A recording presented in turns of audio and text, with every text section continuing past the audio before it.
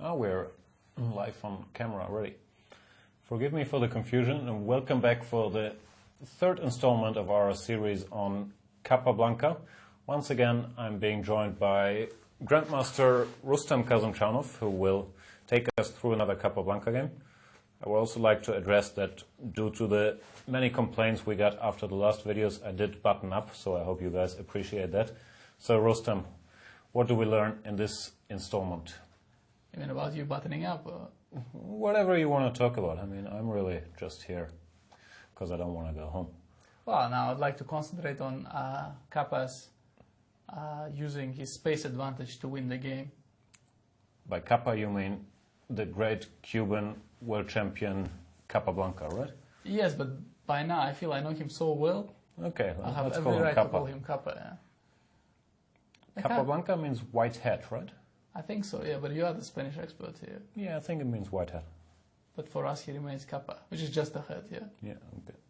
Beautiful. But, Well, I hope you learned something already. And on a more serious subject, in this position against Treibal, Capablanca had a pretty nice advantage. Can you tell us something about Treibal?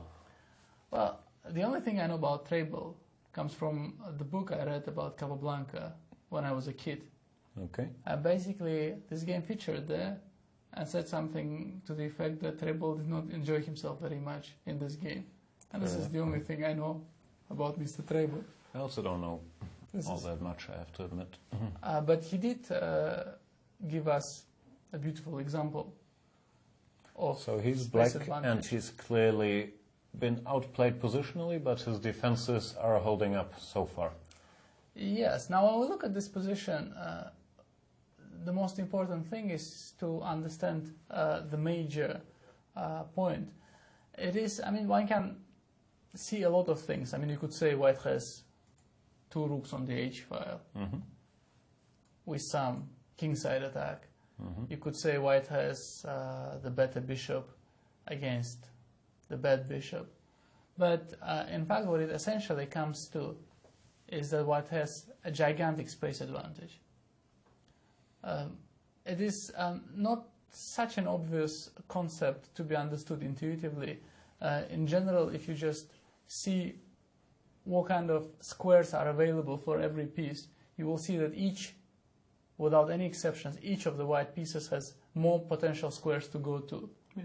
No, I was going to say that the first thing that occurred to me is that the white knight can get to e5, but the black knight can't get to e4, because all his entry paths are very well covered by white, the d6 and the g5 square. Oh, it's a very good point. As a matter of fact, the black knight cannot get anywhere at all. And not only to e4, it's basically, it will be more or less forever doomed to squares like d8, f7 and h8. I mean, there is nothing much he can do. The black bishop will also be limited to the squares c8, e8, probably for the rest of the game. The same is true for all the black pieces. They are severely limited in action, but would like to see how white converts this into the winning advantage. Yeah, so it's clear white is better, but still he has to breach into the black fortress or structure or whatever we want to call it, which doesn't look that obvious. The main point in situations like this is not to hurry. Okay. If you start, for instance, by taking on g6, by taking on h8, I mean, this is an extreme example. I think none of our viewers would actually play like this. You see that black's life has already become easier. And as a general rule, when you have space advantage, you do not exchange pieces. Any exchange in this position would, I mean, theoretically, if we would remove the bishops, the white bishop and the black bishop from the board, black's life would become easier. The same is true for any piece. I mean, any exchange would help black enormously. So that's why white's first perspective is to try to start moving without allowing exchanges. So Another thing that always occurs to me in these positions, if one went strictly by the rule book of positional play, we could say we want to put more block pawns, let's say, on dark squares in order to limit the opposing bishop. But isn't it kind of important not to have a too perfect position sometimes, because then you can't break through anymore? Sounds weird, but if we went h6 check, let's say, king f8 and a5, then positionally we would have done everything right. We have all our pawns on black, we dominate all the pieces, but we're probably not going to win because we can't break through anymore, right? So the conversion has to happen at some point that is not expected, let's say. Well, indeed, the most important thing in a position like this, where you are already so much better that you actually don't have to think of accumulating new small advantages. You really need a breakthrough. And thus, you have to ask yourself, where is my breakthrough? In this position, okay, clearly e4 will be difficult to achieve. Yes. Because black is controlling e4 better than white. And hg, as we saw, is not useful, since it just helps black to exchange some pieces. So the only breakthrough which is remaining is b5. So we have to concentrate on getting b5 under decent circumstances. Well, I would have another devilish plan. Maybe we can see that during the game, I'm not sure, but to triple the heavy pieces on the h file. By that I mean, for example, trying to bring the queen to h1 behind the rooks on h3 and h2, and then use this hg to open the h file under more favorable circumstances. But maybe even that is not enough to break through. Who knows? I'm pretty sure it's a decent plan. Thanks. Maybe black would have to try to get his king out of danger and protect on h8 and sit like this. White might or might not have enough resources on the h file to break through, but that's a pretty decent I think plan. you might, yeah. I mean, you go knight e5 and then it might start crumbling. Anyway, back to topic. I'm just showing off my deep understanding. Well, very deep indeed. Yeah. But Capablanca concentrated on the queen side, and it was important for him. I mean, he started with a non-committal move like queen a5. I like queen a1. It's in line with my plan too. Next, rook h3, rook h2, queen h1. I'm pretty sure he was aware of this also, yeah. But I think after black played, okay, black is forced to make waiting moves. He played rook b8. He spotted an interesting trick. Okay. The thing is that white, as we said, would like to go b5 positionally. It's an only breakthrough available, but we don't want to exchange pieces. So in this case, for instance, black would go AB, AB, and CB. Yeah. And then, okay, at some point, it would definitely win the pawn on b5 back, but would unnecessarily exchange pieces, allow maybe for some freeing continuations like b6. Rook a8 could start fighting for the a file. We don't need this. No, we need it under better circumstances, yeah? So you have to combine tricks on both flanks or something. We need b5 without allowing anything. And in a position like this, we can afford the luxury to allow absolutely nothing. So Capablanca spotted an interesting tactical trick to help him reach his strategic advance. He played queen a3. Interestingly enough, my plan was still better. Your plan might have been better, but this is more instructive. Okay. From 100 years from now, we'll definitely do some examples with your games. Jesus, please don't. But for now, the queen from a3 is, strangely enough, controlling the square f8. And why this is important, you will see from the game continuation. Black continues to wait, and white now actually played b5.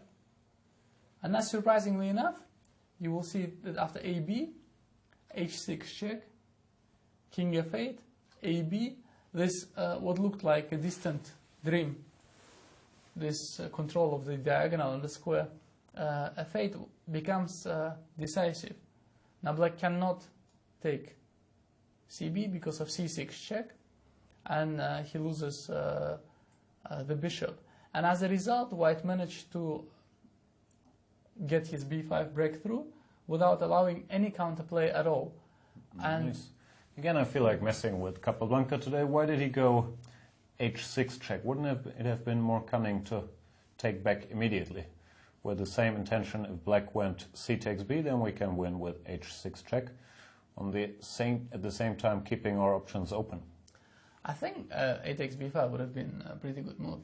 Ah, but actually, he wanted to lock out the rooks on g8 and h8 probably before opening the a file. So h6 check is actually a good move, because here rook a8 or something could happen. I think, okay, rook a8 could happen, or maybe some g takes h5. Actually losing heavy material, I'm sorry.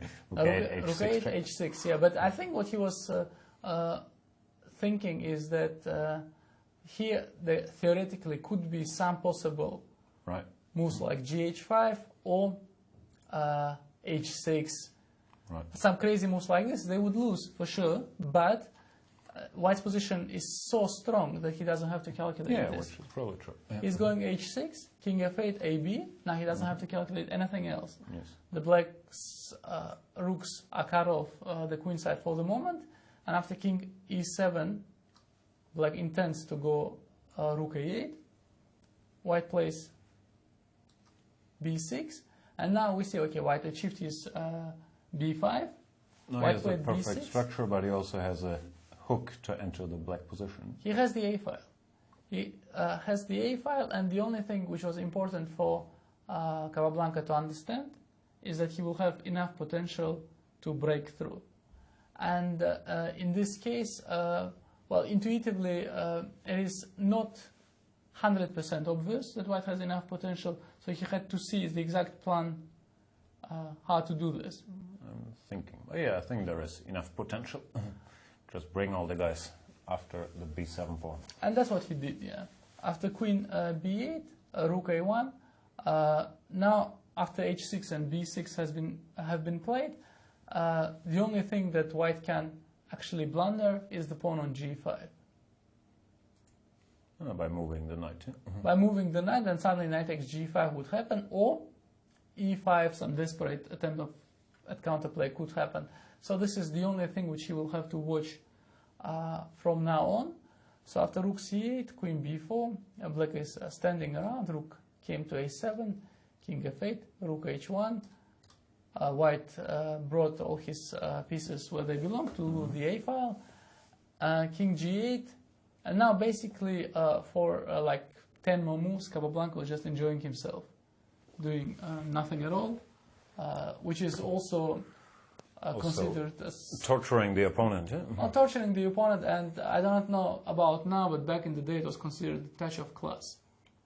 To show your domination. Well, in a winning position, you show your class by not rushing to conclusion. I think nowadays you show your class by rushing to conclusion and saving time and energy. Well, but this is a classical school of chess. When you are winning, you basically don't do any rapid movements. You improve your position incessantly, and at some point the win comes automatically, more or less.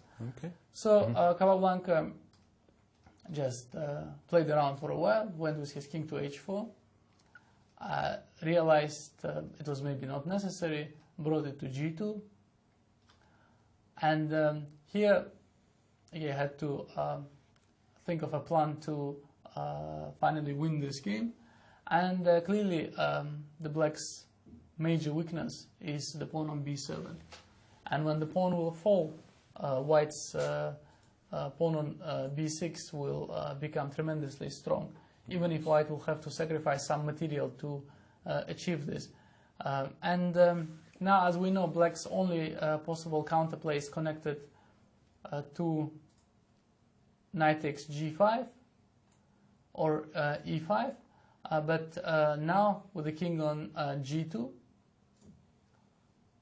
knight takes g5 is not so efficient anymore, and with the white queen on a1, e5 is not that dangerous either. So finally Capablanca started executing his plan, knight d2, and the most horrible thing about Black's position is that it is so cramped that there is absolutely nothing he can do to prevent white's plan.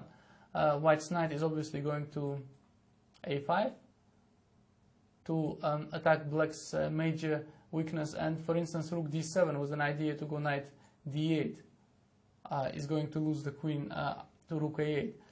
And in a passive position, basically whatever you do, something might go wrong, and in this case something will go wrong. Trebel tried to protect his weakness from d8 by going bishop d7, knight b3, rook e8, knight a5, knight d8, and for a second he might have thought he just about protected everything. But he came bishop a6, once again the small combination a la Capablanca. The bishop on d7 became vulnerable for 1 second, and he uses it to effectively break down black's resistance. And whilst it might seem slightly accidental that the bishop is left unprotected now, in a position like this with an infinite positional domination, whatever black does, something's gonna give way. Yeah. Something gonna go wrong. I mean, this is the logic of chess somehow. In a position where you only have a couple of squares to maneuver, something will go wrong because black will not be able to coordinate all his pieces. Once again, if you would, for instance, imagine this position without rooks, black would hold. Because, most probably, yeah, because he would just have enough squares for his remaining pieces. But now there are simply not enough squares on the board for his pieces to find good protected squares. So after bishop a6, he cannot protect b7 anymore, and rook takes d7. Now we see that basically the rook penetrated black's defenses, and white got this tremendously strong passed pawn on b6. Yeah. And after rook e7... And winning the a6 pawn, should we want it, it's not going to be very difficult either. So basically it's game over. It's game over, and just a small combination to speed up the result Another at the end. petite combinaison. And this is basically the royal kind of fork here, when you're forking the two rooks and the queen. And Trebel resigned in this game. And I always like this game because, once again, it is a very clear picture.